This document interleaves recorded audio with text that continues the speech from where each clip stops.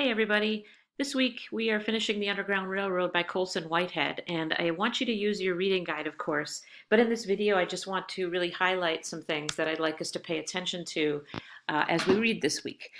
First of all, keep thinking about what the novel suggests about the legacy of slavery in the US and how that legacy is with us today. I want you to keep thinking about connections to slave narratives that we read. In particular, you'll see the influence of Harriet Jacobs in the North Carolina section. So I'll be eager to hear your reactions to that. In Indiana, when Cora is at Valentine Farm, I want you to pay attention to the competing visions for the future. The way that the leaders might disagree with each other about how to move forward. That's going to be a great context for what we're reading next week. And then I'd like you to also, let's see, here we go. Sorry about that. Think about the structure of the novel. We learned some pretty important information near the very end of the novel. Think about why that information is there instead of early in the novel and how it affects the way that we understand the plot. Keep thinking about Cora's developments. Many of you in your discussion posts noticed how traumatized she was at Randall by the events at Randall.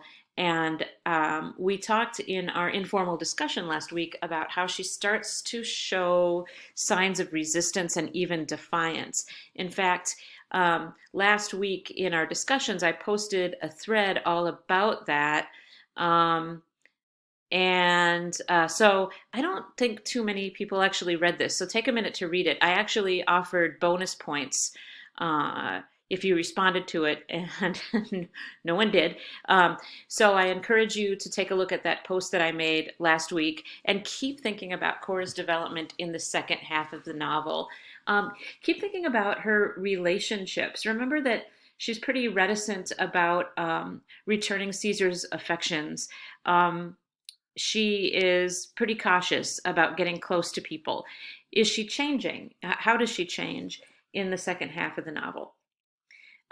In the video from last week, I talked about the storytelling device of the fugitive slave ads. Keep thinking about that, particularly the very last one in the novel. And then I'll definitely want to talk to you about the ending and how you interpret the last few pages. Are they hopeful pages? Do we have hope for Cora at the end? Do you see elements of magical realism there? I want you to think about what Whitehead wants to leave us with as the novel ends, okay?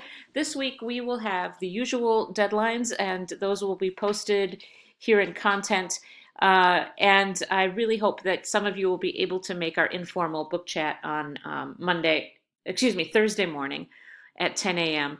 so that we can talk together about the book. If you have questions in the meantime, though, be sure to use the Q&A thread in our discussions so that,